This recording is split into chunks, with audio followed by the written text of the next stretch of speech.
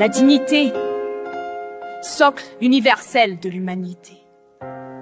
La dignité est bien plus qu'un concept moral ou juridique. Elle est le fondement même de l'humanité.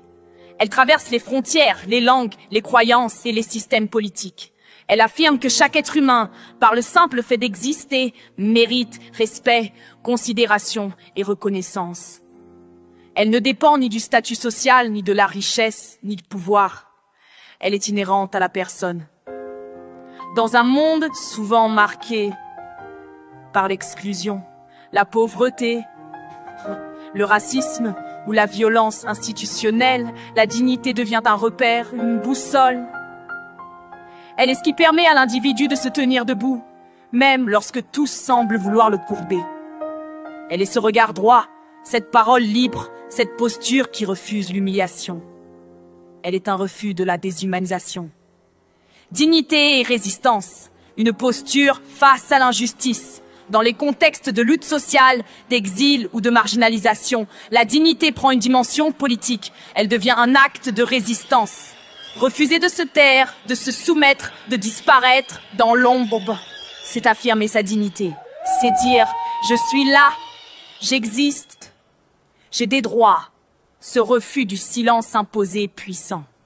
Il se manifeste dans les mobilisations pour le logement, pour les papiers, pour la reconnaissance. Il se voit dans les marches, les pétitions, les discours, les gestes de solidarité. La dignité devient alors collective, elle unit les voix, elle rassemble les corps, elle crée du lien.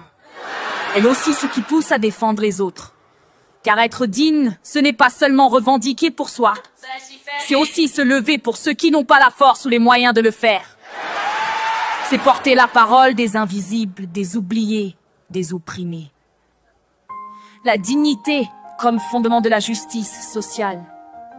La dignité n'est pas un luxe réservé à quelques-uns. Elle est une nécessité vitale. Elle est le socle sur lequel se construisent la solidarité, la justice et la paix. Sans dignité, il n'y a pas de société juste. Sans dignité, les lois deviennent des instruments de domination. Sans dignité, les institutions perdent leur légitimité. C'est pourquoi la dignité exige des institutions qu'elles soient équitables, qu'elles écoutent, qu'elles réparent.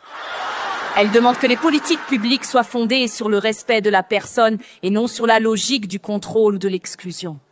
Elle appelle à une gouvernance humaine, sensible, ouverte.